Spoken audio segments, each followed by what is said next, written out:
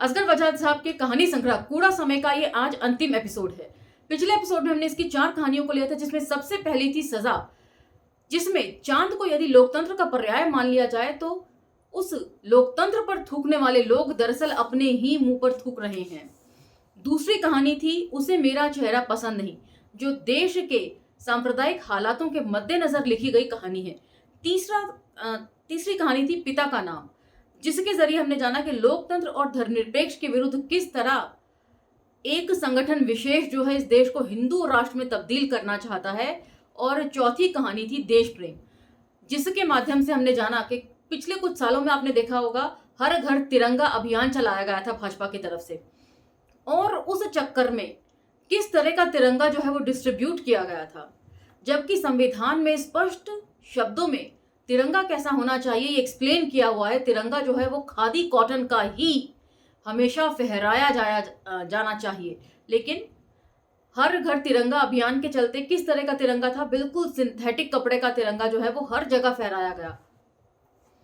तो संविधान में लिखी गए प्रावधानों के ऊपर इनकी कभी कोई आस्था नहीं थी, कोई सम्मान नहीं है इनकी नजर में। इन सब चीजों के ऊपर चर्चा हमने पिछले एपिसोड में कर ली थी। अब हम चर्चा को यहाँ से आगे लेकर चलेंगे और इसके अंतिम एपिसोड की तरफ बढ़ेंगे। तो चलिए मेरे साथ। जय भीम, मैं शालिनी और आप देख रहे हैं अंबेडकर नामा। आज की पहली कहानी है शुभ विवाह, और ये अगेन छोटे बड़े संवादों का संकलन है।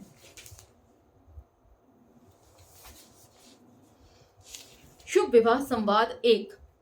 चेला: गुरुजी, क्या आदमी को शादी करनी चाहिए? गुरुजी: हाँ, जरूर करनी चाहिए। चेला: और कब करनी चाहिए? गुरु: जब उसकी सभी इच्छाएं पूरी हो चुकी हों।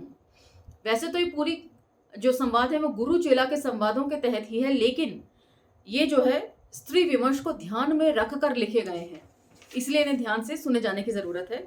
दूसरा संवाद। चेला: गुरुजी, विवाह हो जाने के बाद कौन अधिक प्रसन्न रहता है, पति? गुरुजी: नहीं। चेला: पत्नी? गुरुजी: नहीं। चेला: फिर कौन? गुरुजी: विवाह करवाने वाले। मतलब पूरा घर खुश रहता है और युगल जोड़े को बिल्कुल अकेला छोड़ दिया जाता है कि बस शादी हो गई, अब संभालो अपना। और उसके अलावा एक व्यक्ति और विशेष रूप से खुश होते हैं, वो है पंडित जी। संवाद 3। चेला: गुरुजी, क्या आप विवाह व्यवस्था के समर्थक हैं? गुरुजी: हाँ, मैं विवाह व्यवस्था का समर्थक हूं। चेला: आप विवाह व्यवस्था के समर्थक क्यों हैं? गुरु: इसीलिए कि विवाह व्यवस्था के कारण समाज चलता रहता है और आदमी रुका रहता है। तो ये बहुत करारा व्यंग्य है पुरुषों के स्वभाव को लेकर। यदि विवाह व्यवस्था ना हो समाज में तो पुरुष जो है वो किस तरह निरंकुश हो सकते हैं। वैसे तो विवाह के बाद भी निरंकुश ही रहते हैं, सारे अंकुश तो स्त्रियों के ऊपर लगे होते हैं। कैथरीन मेयो पढ़ते वक्त इन सब चीजों के ऊपर चर्चा हमने करी थी कि किस तरीके से मनुस्मृति यहाँ पर लागू है अघोषित रूप से, और स्त्रियों को कितने कैद में रखा जाता है। ये सब कुछ हमने कैथरीन मेयो पढ़ते वक्त चर्चा करी थी। चौथा संवाद। चेला: गुरुजी, क्या आप प्रेम विवाह के समर्थक हैं? गुरु: हाँ, मैं प्रेम विवाह का समर्थक हूँ। चेला: आप प्रेम विवाह के क्यों समर्थक हैं? गुरु: इसलिए कि प्रेम विवाह हो जाने के बाद पति और पत्नी प्रेम करने से बच जाते हैं। तो यहाँ पर जो है हिंदू संस्कृति का ढोल पीटा जा रहा है। पांचवा संवाद है। चेला: गुरुजी, विवाह व्यवस्था कब शुरू हुई थी? गुरु: चेला: जब मनुष्य असभ्य होने लगा था तो उस समय विवाह व्यवस्था शुरू की गई थी। चेला: कैसे गुरुजी? गुरु: शादी का अर्थ है बंधन, और बंधन का अर्थ है स्वतंत्रता का हनन, और स्वतंत्रता का हनन का अर्थ है असभ्यता। तो ये गुरुजी की परिभाषा है स्वतंत्रता की। छठा संवाद। चेला: गुरुजी, वैवाहिक संस्था से समाज को क्या फायदा होता है? गुरु: समाज को फायदा ही फायदा है। चेला: क्या फायदा है? गुरु: पति और पत्नी घर के बाहर किसी से झगड़ा नहीं करते। चेला: क्यों गुरुदेव? गुरु: इसीलिए कि वे ये काम घर के अंदर बहुत आराम से कर लेते हैं।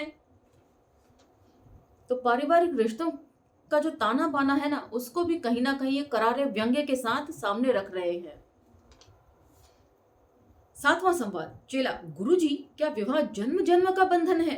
गुरु, हाँ शिष्य, ये जन्म जन्म का बंधन है, पर अलग प्रकार से।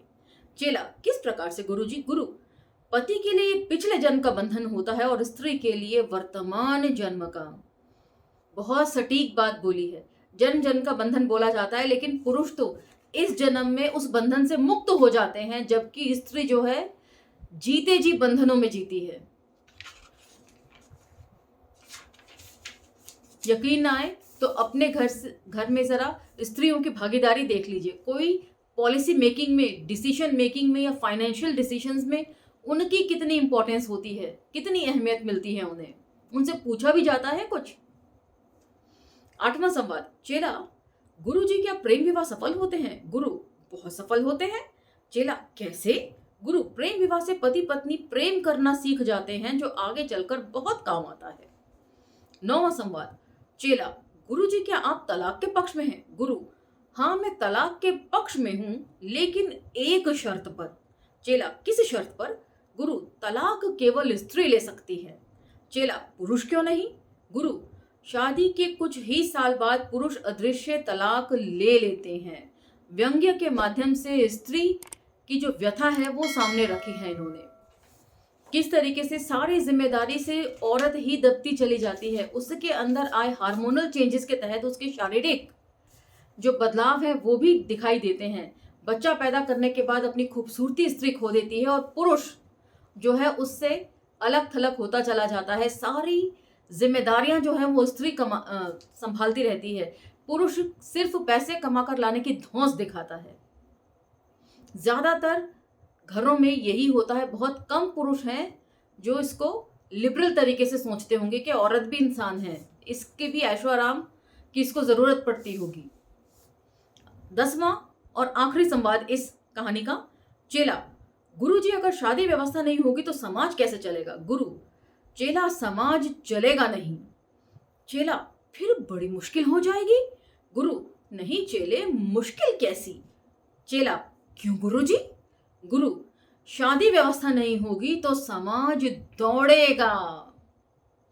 और ये बहुत इंपॉर्टेंट पॉइंट है।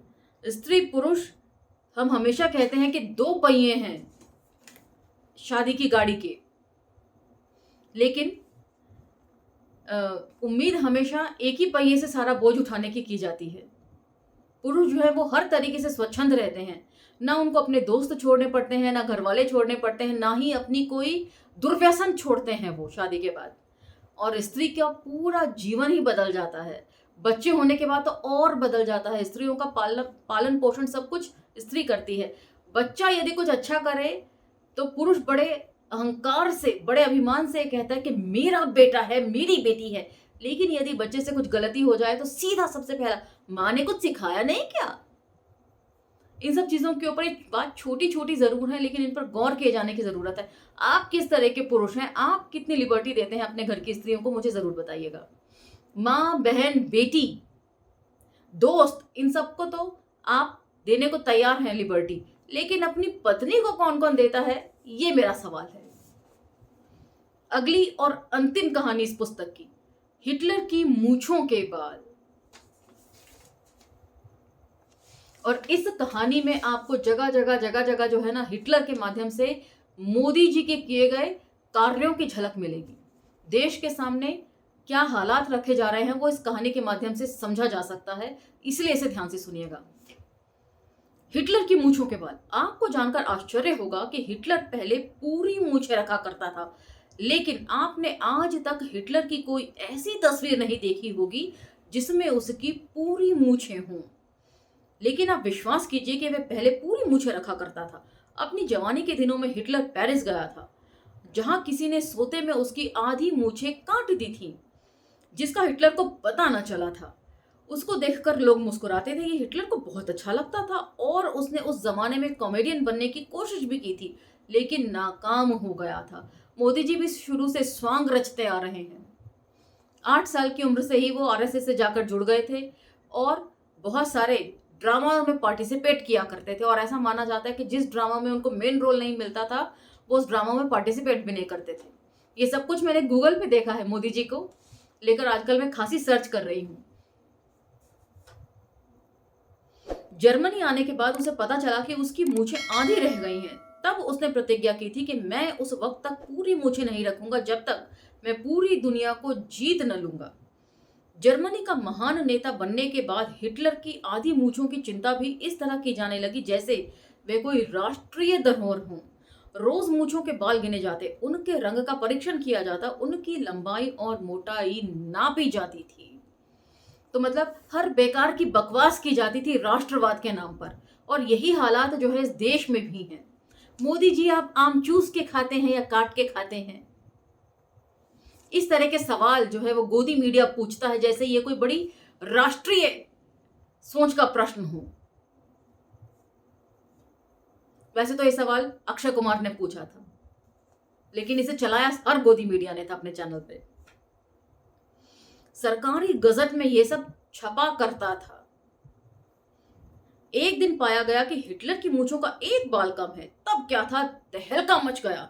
इसे मित्र देशों की साजिश बताया गया, जर्मनी का अपमान बताया गया, देश की स्वाधीनता और अखंडता पर सबसे बड़ा खतरा बताया गया। और पिछले 10 साल में पाकिस्तान का ये कर देंगे, चीन को बड़ी बड़ी लाल लाल आंखें दिखाएंगे, लेकिन आज तक कुछ ना हुआ। यहां तक कि पाकिस्तान अगर जाना हो, हमला भी करना हो, तो आपको बादलों में रडार से छुपते हुए जाना पड़ता है। बताइए, इतना छुप छुपा के तो हमला किया जाता है। देश की स्वाधीनता और अखंडता पर ये सबसे बड़ा खतरा बताया गया। ये कहा गया कि शत्रु अगर हिटलर की मूंछ के बाल तक पहुंच सकते हैं, तब उसकी गर्दन तक पहुंचने में उसे कितना समय लगेगा।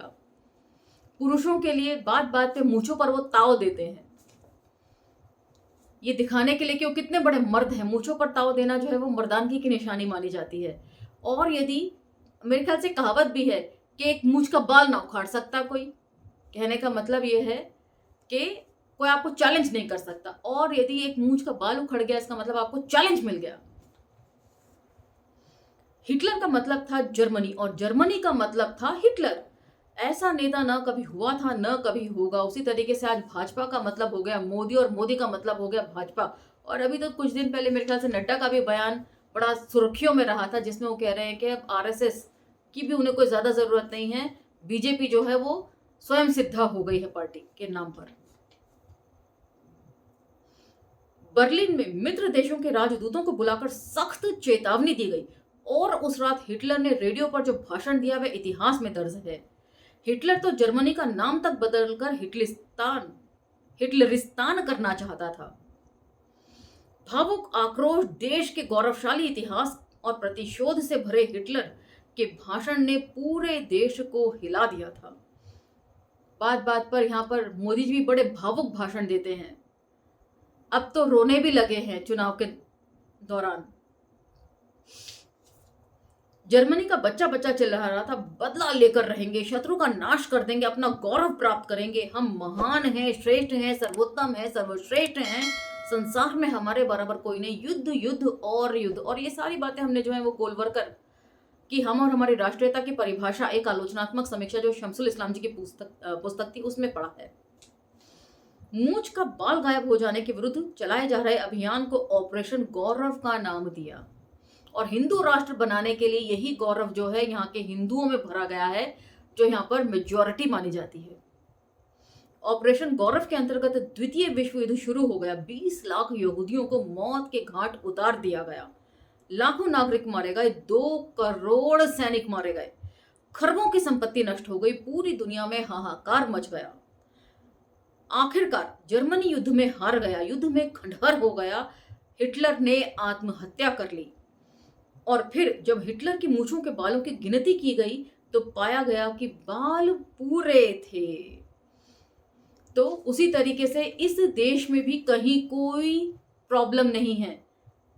थोड़ी बहुत प्रॉब्लम तो हर जगह होती है, जितनी पिछले 10 सालों में आप लोगों के सामने प्रॉब्लम्स क्रिएट की गई हैं, हर मंच से, हर भाषण में, हर मीडिया के थ्रू, हर एडवर्टीजमेंट के थ्रू, हर पोस्टर बैनर के थ्रू, ऐसी कोई समस्या इस देश में नहीं है। एक कहावत है कि जहां 4 बर्तन होते हैं वहां खटकते ही हैं। यदि आप आराम से भी सिंक के अंदर अपने जूठे बर्तन रखेंगे तो भी वो खटर पटर करते हैं, हर आराम से रखने के बावजूद भी। वही हालात देश के हैं, जहां इतनी सारे डाइवर्सिटी है तो थोड़ा बहुत खटपट तो रहेगी ही। उसे यदि आप राष्ट्रीय आपदा बना दें तो ये गलत है। कोई बाल कम ना था, लेकिन दूसरा विश्व युद्ध हो चुका था। उसी तरीके से आप लोग जो हैं अब मतदाता बन चुके हैं। यदि दोबारा जनता बनना चाहते हैं, नागरिक बनना चाहते हैं और नागरिक अधिकारों को एंजॉय करना चाहते हैं तो मतदाता मत बने रहिए। नागरिक बनने की कोशिश कीजिए और जो आपके लिए सही हो, जो देश के लिए सही हो, उसी को चुनकर लेकर आइए। यही मेरा कहना है। इसी के साथ ये पुस्तक समाप्त होती है। आपको ये कैसी लगी मुझे कमेंट सेक्शन में जरूर बताइएगा। यूं तो आपके बहुत सारे कमेंट आ रहे हैं, आप लोग अप्रिशिएट भी कर रहे हैं, उसके लिए बहुत बहुत आभार आप सभी का। अब अगली पुस्तक मुझे लगता है इलेक्शन खत्म हो जाएं, चुनावी परिणाम आ जाएं, उसके बाद ही शुरू करूंगी।